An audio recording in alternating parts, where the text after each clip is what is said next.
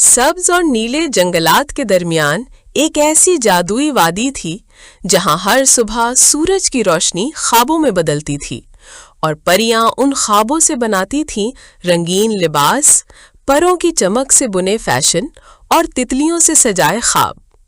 اسی وادی میں ایک خاص پری رہتی تھی، گل۔ وہ سب سے نرالی، سب سے جادوئی۔ اس کا سلون تتلیوں سے بھرا رہتا تھا اور وہاں ہر ڈریس ایک خواب سے پیدا ہوتا۔ لیکن ایک دن کچھ عجیب ہوا۔ پریاں اپنے خواب بھولنے لگیں۔ کوئی اڑنا بھول گئی، کوئی ڈیزائننگ۔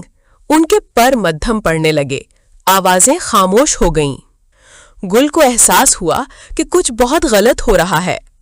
اس نے اپنی جادوئی کنگھی سنبھالی اور خوابوں کا سراغ لگایا۔ وہ چپ چاپ جنگل میں گئی، جہاں خوابوں کا دریا کبھی بہتا تھا مگر اب وہ سوکھ چکا تھا۔ پریشان ہو کر گل نے اپنی دادی پری سے پوچھا، تو دادی نے راز کھولا۔ یہ سب رانی کے بنائے ہوئے آئینے کا جادو ہے، جو ہر پری کا خواب چوس کر رانی کو ہمیشہ جوان رکھتا ہے۔ گل نے سچ بتانے کی کوشش کی مگر سب نے اسے خوابوں میں کھوئی پاگل پری کہا۔ اور پھر ایک اندھیری رات رانی کے سایہ دار سپاہی آئے۔ گل کے پر کمزور ہو گئے، اس کی کنگھی چھین لی گئی اور اسے قید کر دیا گیا، سایہ آئینے کی سنسان خوفناک دنیا میں۔ وہاں ٹوٹے شیشے، اندھیرے درخت اور قید خوابوں کی آہن گونجتی تھیں۔ گل نے رونا چاہا، ہار جانا چاہا، مگر ایک خواب اس کے دل میں اب بھی روشن تھا۔